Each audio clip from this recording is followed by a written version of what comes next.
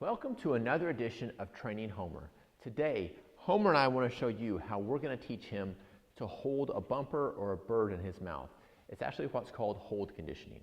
This is nothing like force fetch. We're simply putting an object in the dog's mouth and teaching them to hold it. I learned what I'm going to show you from Mike Stewart of Wild Rose Kennels. Mike has written a book called Sporting Dog and Retriever Training, The Wild Rose Way. If it's not a book that you've seen or that you've read, I would highly recommend getting it because with this alone, it's going to go into a lot of detail as far as things you can do and the benefits of doing it. So check that out and make sure you get a copy of that before you go too far in your training. But with Homer, obviously I've got him elevated. That's one important thing is I want to get the dog up off the ground a little bit to where they're not completely in their comfort zone. And before I actually start doing the hold conditioning for a few days, I'm going to bring the dog in and get them up off there so they kind of become accustomed to it, but it's my territory more than theirs.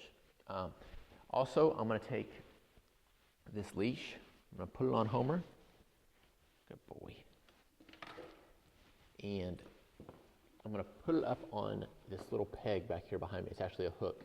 This is just a regular British slip lead. I'm going to put the leather tab up here to where this is going to keep Homer's head up in the position that I want it to be. Otherwise, he may have the tendency to swing his head around, go from side to side or up and down, and we don't want to do that. So this just helps me control him a little bit and let me focus more on his mouth than on the position of his body. Then I will take this. This is just a wooden dowel that a lot of times folks would use for force fetch. There is no force involved with this. I'm teaching him that once something goes in his mouth, he keeps it there until I take it away from him. And then this is also going to make our delivery, when he's bringing something back, this is going to polish our delivery up and make it a little bit better.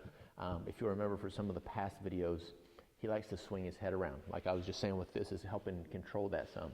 This is hopefully going to get into where he comes back to me, raises his head up, holds the bumper in his mouth or the bird, and I can take it from him. Okay? So the first thing you're going to do is, before you actually put this in his mouth, is you're going to have to separate their lips.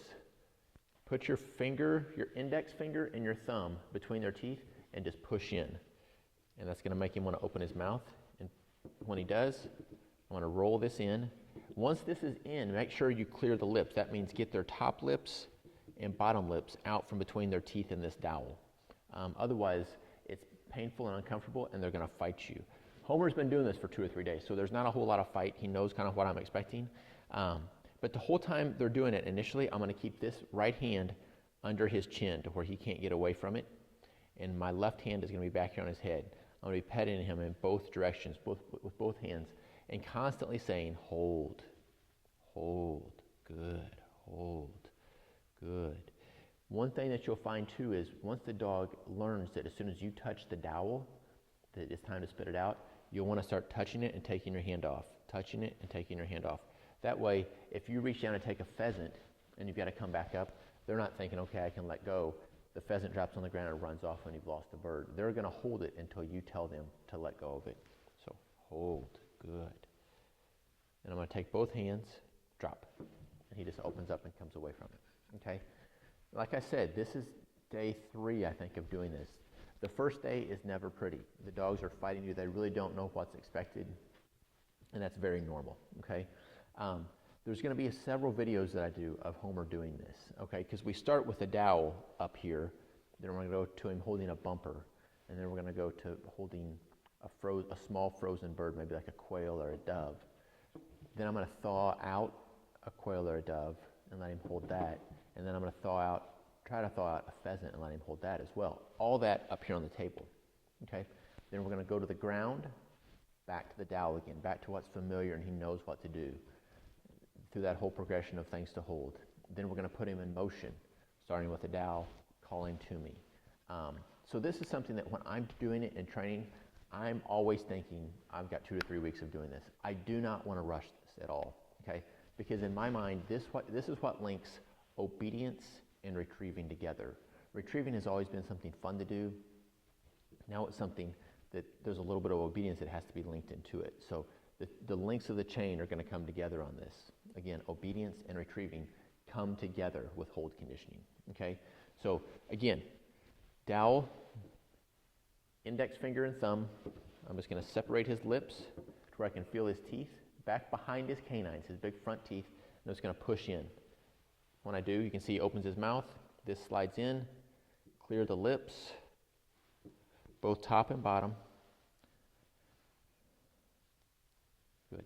Hold. This is a must too. Don't underestimate the power of this leash. Otherwise, he'd be throwing his head all around. Hold. Good. Good. And with time, you can see I almost always have my hands on him. In the next few days, I'll start taking my hands off of him. I'll start backing up. I'll start clapping my hands, making different distractions. And he has to learn that no matter what he hears or sees or where I'm at, once that's in his mouth, he holds it until I take it away from him, okay? Again, I am not forcing. There is no pain involved at all. This is not force fetch. This is strictly teaching the dog to hold an object until I take it away. Again, linking obedience and retrieving. So I'm able to step away just a little bit. I'm going to click my fingers. Hold his chin though when I do. Good. Another thing that you can do that Mike does is actually massage their paws some.